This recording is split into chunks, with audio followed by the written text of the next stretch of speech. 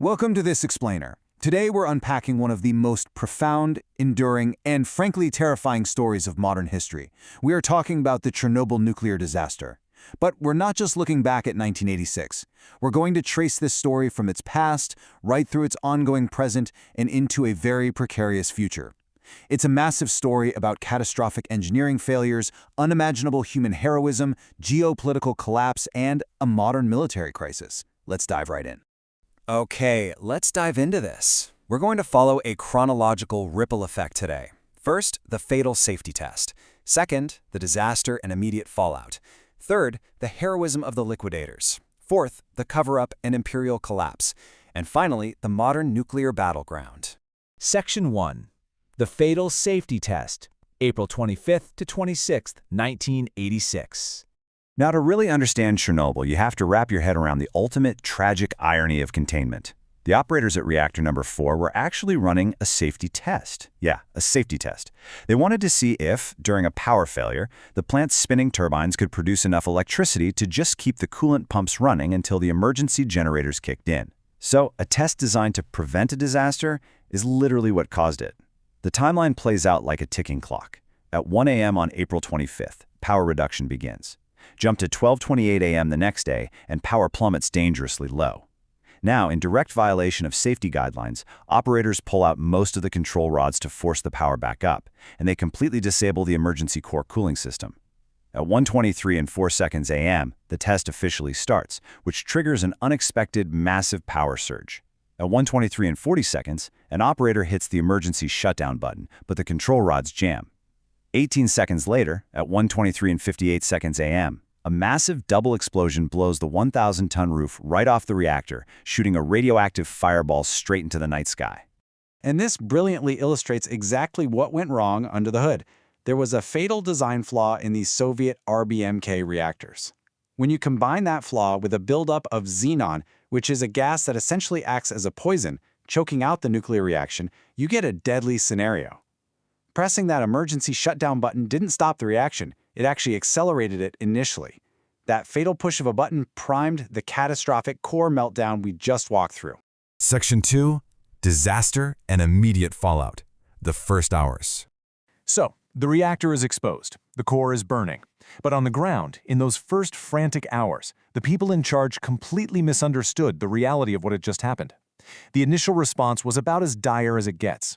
First up, firefighters arrive on the scene with absolutely zero knowledge of the radiation levels.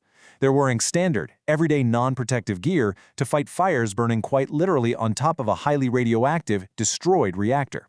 Second, local officials get together and, unknowingly, order roadblocks around the nearby city of Pripyat. They effectively trapped their own citizens right next to an invisible danger. It wasn't until a bit later that the next phase began.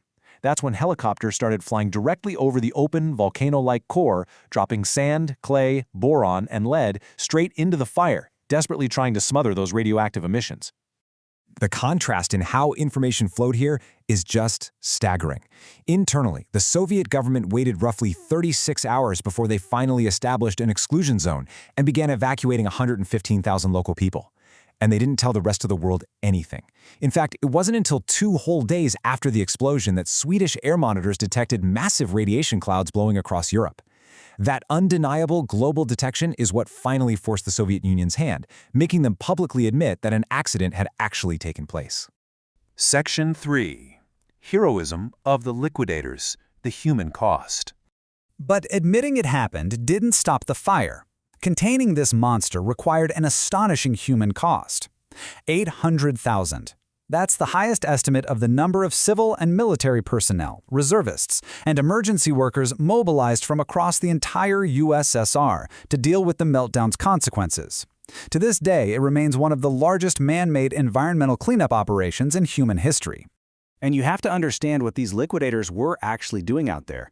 They were battling archaic, literal nightmare conditions just to build the first concrete sarcophagus over that reactor. They were putting out highly radioactive graphite fires, and what were they wearing? Standard Soviet construction helmets. They brought in robots to clear the highly radioactive debris, but the robots kept breaking down because the extreme radiation fried their circuits. So human beings had to go up onto that roof, they strapped 20-kilogram lead plates to their chests and between their legs, and they were given strict 1-minute limits. 1 minute. run out, shovel debris, run back. But even with those strict limits, the average radiation dose for this group was 120 millisieverts, and thousands of them received far, far more than that. The physical and human cost was immeasurable for sure, but the financial toll, it was absolute. $700 billion. That is the estimated total cost, making Chernobyl the most expensive disaster in human history. It was a massive financial hemorrhage that severely crippled the entire Soviet economy. Section 4. Cover-up and imperial collapse. The political fallout. Now, what's really interesting about this slide is how it shows the contrast. While the liquidators were physically trying to contain the reactor, the government was desperately trying to politically contain the truth. The foreword to the INSAG-7 report, which is a crucial international safety update, points directly to the complete lack of a safety culture and totally inadequate communication within the Soviet system. And it goes deeper than that. Declassified documents later revealed that the KGB actually knew about numerous structural issues and deviations from the original plant design since at least 1973. That's 13 years before the disaster. They classified the information and took absolutely no action. That culture of secrecy was baked right into the system long before the reactor ever blew. And that culture of secrecy, it proved fatal to the empire itself. Former Soviet leader Mikhail Gorbachev later stated, and I quote, "The Chernobyl disaster, even more than my launch of perestroika, was perhaps the real cause of the collapse of the Soviet Union." The government's initial silence, followed by the terrifying, undeniable reality of the fallout, irrevocably shattered public trust. It became this massive catalyst for glasnost, the policy of openness, which ultimately paved the way for the dissolution of a global superpower just a few short years later. Section 5. The modern nuclear battleground. A crisis reawakened. So the empire fell, the sarcophagus was built, and the story supposedly ended in the 20th century, right? Well, no. The hazard never went away. By the 2000s, that original 1986 sarcophagus was deteriorating fast and was at real risk of collapse. So the international community rallied to build the new Safe Confinement, or the NSC. Completed in 2016, this thing is a massive, multi-billion-dollar arch-shaped engineering marvel. It was literally slid over the old sarcophagus to prevent water intrusion and contain the remaining radioactive materials. Why? Because, and this is a terrifying fact, up to 95% of the original radioactive inventory of Reactor 4 is still sitting right there inside those ruins. Let's move to and see how this builds over the last few years. The new Safe Confinement was meant to secure the site for a century. But in February 2022, Russian troops captured the Chernobyl site during the invasion of Ukraine. By March 2022, reports were coming out that unprotected soldiers had actually driven armored vehicles straight through the highly contaminated red forest and dug trenches there, kicking up heavily radioactive dust. And then, the situation escalated even further in February 2025, when a drone attack actually damaged the new Safe Confinement structure itself. So, the crucial point is this. On February 14, 2025, a Russian Garan-2 drone struck the radiation shield. Both the internal and external layers of the new Safe Confinement were breached. Now, while immediate radiation levels were reported as normal, it laid bare a frankly terrifying new dynamic. The NSC was an engineering triumph built to withstand tornadoes and earthquakes, but it was never, ever designed to withstand modern military strikes in an active war zone. Which leaves us with this final, haunting question to consider today.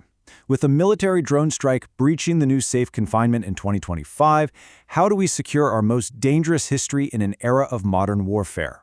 The disaster that started in a quiet control room in 1986, that demanded the lives and health of hundreds of thousands of liquidators, and that helped topple the Soviet Union is no longer just a history lesson. It is an active, highly precarious reality right now. Thank you so much for joining me for this explainer. Keep learning, stay curious, and I'll see you next time.